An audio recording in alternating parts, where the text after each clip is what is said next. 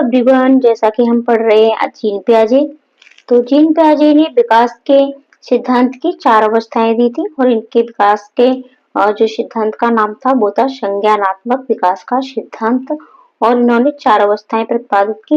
इन 4 अवस्थाओं को आज हम डिटेल में पढ़ेंगे। तो सबसे पहली अवस्था है संवेदीगामक या पेशी अवस्था, या फिर इसे इंद्रिय जनित अवस्था भी कहते हैं, और ये 0 से 2 वर्ष तक की होती है। तो अब इसे हम trick. Hello everyone, welcome to my YouTube channel. तो जैसा कि चैनल पर आपको सी टेट से संबंधित ट्रिक और टिप्स पर वीडियो मिलती रहती है, साथ ही साथ जो भी इम्पोर्टेंट आपके टॉपिक होते हैं उस पर भी वीडियो मैं लेकर के आती हूँ।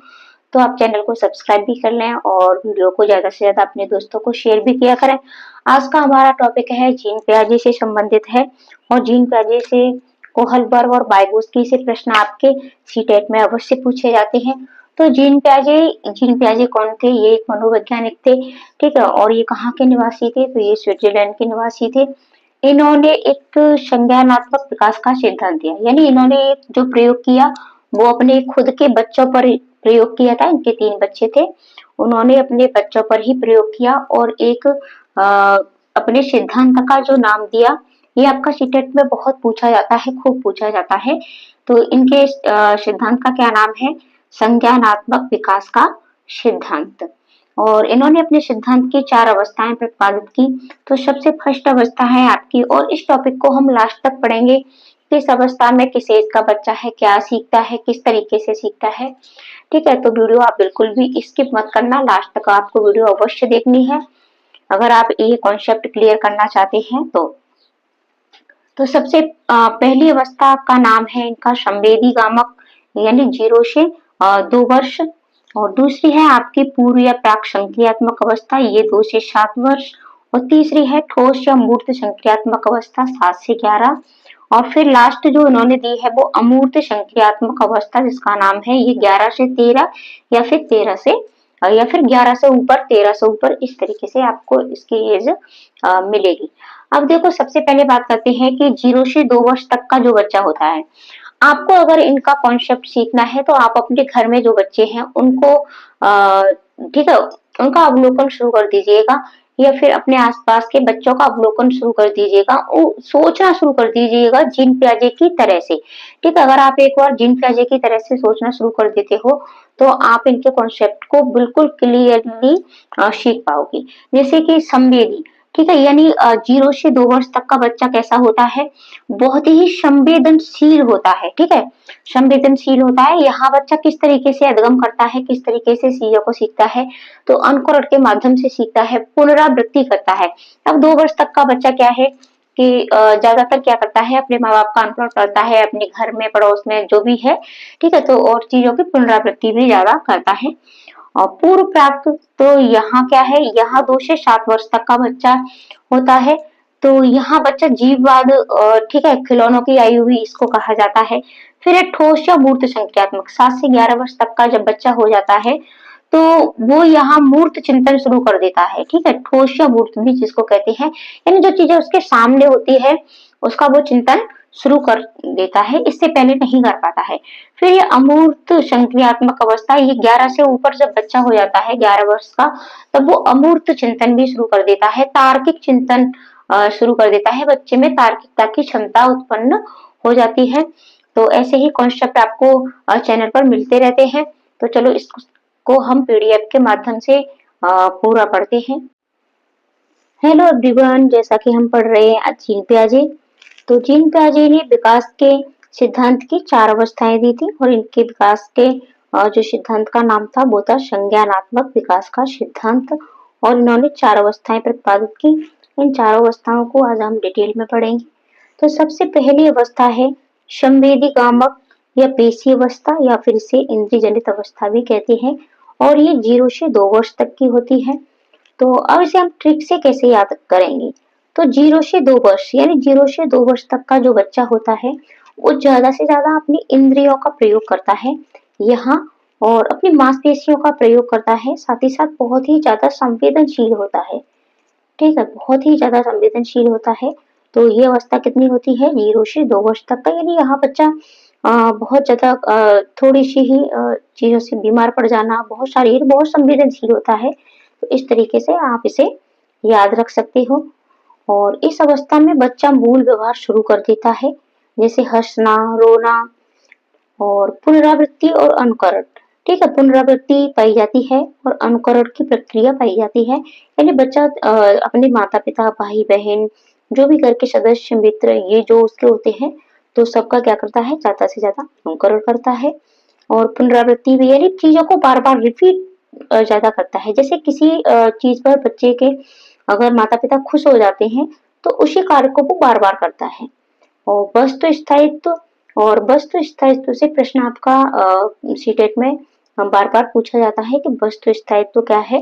तो वस्तु स्थायित्व की प्रक्रिया कहाँ किस अवस्था में पाई जाती है? आपकी 0 से 2 वर्ष में, ये आपको याद रखना है। और वस्तु स्थायित्व कहते हैं न दिखने पर भी वस्तु का अस्तित्व।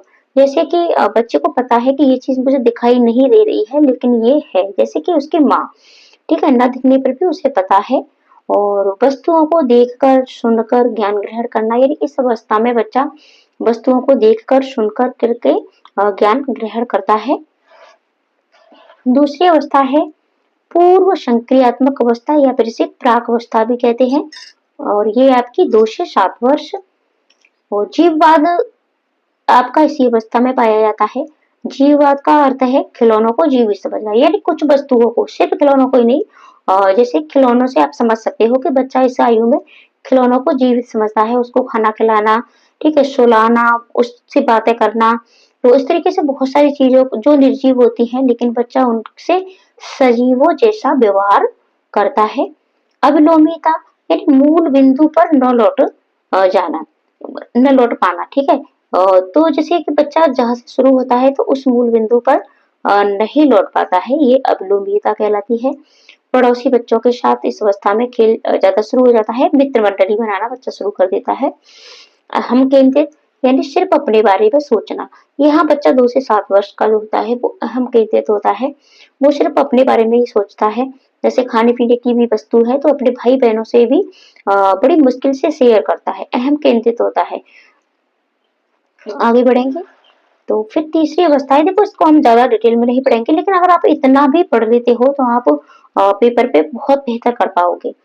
और सीटेट के ट्रिक और टिप्स पर वीडियो मिलती रहती हैं, साथ ही साथ मोटिवेशन वीडियो भी मैं आपके लिए लाती रहती हूँ। तो चैनल को सब्सक्राइब भी कर लें और वीडियो को एंड तक अवश्य देखा करें। साथ ही साथ अपना प्यारा सा छोटा सा एक कमेंट भी कर दिया करें, वीडियो को शेयर भी कर दिया करें। इतना काम आप हमारे लिए कर सकते हो।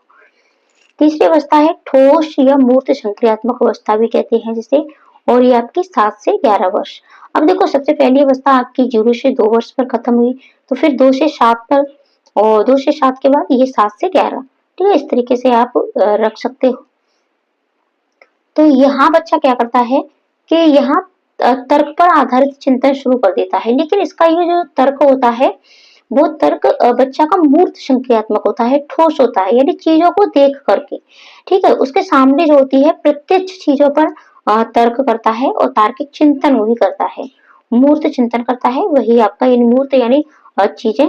जैसे कि हम पूजा करते हैं, मूर्त और अमूर्त का अर्थ होता है, जैसे कि एक मूर्ति पूजा होती है, यानी हम भगवान का एक फिश सामने है तो उसको देख करके करते हैं, ऐसे बच्चे के सामने जो है।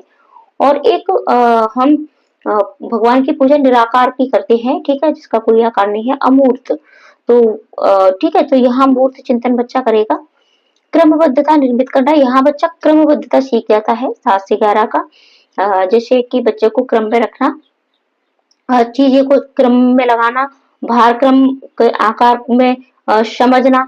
जैसे कि ठीक है, बच्चे को अगर आप बराबर मात्रा की चीज, ठीक है, ये 0 से 2 वर्ष 2 से 7 वर्ष तक में, या 0 से 2 वर्ष तक का बच्चा जब होता है, ऊपर की आपकी 2 अवस्थाएं, उनमें समान वस्तु आप किसी एक चौड़े आयतन वाले बर्तन में डालिएगा और एक लंबे आयतन वाले बर्तन में डालिएगा, बराबर है।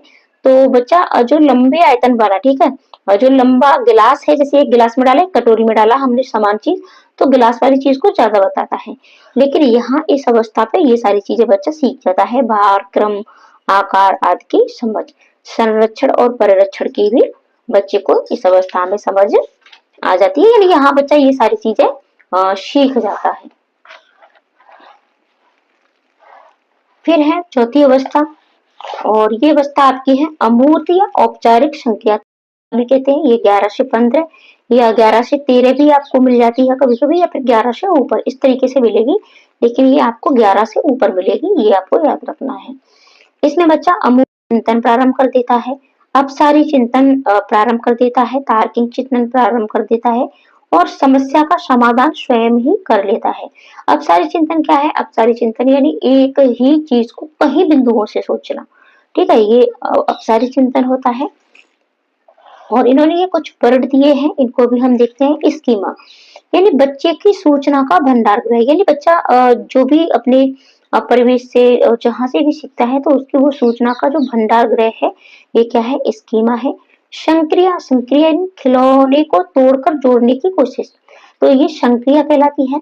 समायोजन, नई जानकारी मिलने पर, पुरानी जानकारी के गलत हो जाने पर जानकारी को फिर से व्यवस्थित करना, ठीक है, ये समायोजन कहलाता है। जैसे कि बच्चा पहले कोई चीज जानता है लेकिन फिर उसके गलत हो जाना, जैसे कि बच्चा ने सीखा कि कौवा काला होता है, तो वो कोयल को भी काला समझता है, लेकिन फिर वो ये समझ जाता है कि हर प्रत्येक वस्तु काली कौवा नहीं होती, ठीक है, कौवा नहीं होती। तो इस तरीके से यानी नई जानकारी मिलने पर, पुरानी जानकारी के गलत हो जाने पर जानकारी को फिर से व्यवस्थित करना, ये समायोजन है। बच्चे ने समायोजन कर लिया है, ठीक है, अपने आप को। फिर है समावेशन। अब समावेशन है नई जानकारी को पुरानी जानकारी में बिना अंतर किए जोड़ना, ठीक है। अब समावेशन देखो, समायोजन और समावेशन यहाँ आपको कंफ्यूजन होता है। तो नई जानकारी को पुरानी जानकारी में बिना अंतर किए जोड़ना, और यानी इसमें बच्चा अंतर नहीं कर पाता है तो ऐसे ही जोड़ लेता है, तो ये क्या है? समावेशन कहलाता है। तो ये जीन पियाजे से कुछ प्रश्न थे आपके, और जीन पियाजे पर यानी सीडीपी की प्रैक्टिस आपको जल्द ही कराई जाएगी चैनल पर, और आपको जीन पियाजे के क्वेश्चनों को स्वयं से आपके पास जो भी बुक है वहां से इस कॉन्सेप्ट के जितने भी प्रश्न है उन प्रश्नों को आप प्रैक्टिस करिएगा, तो आपके अच्छे नंबर बनेंगे। मिलते हैं ऐसे ही अगले कॉन्सेप्ट में कल आपको, और हम पढ़ेंगे कल लॉरेंस कोहलबर्ग, ठीक है।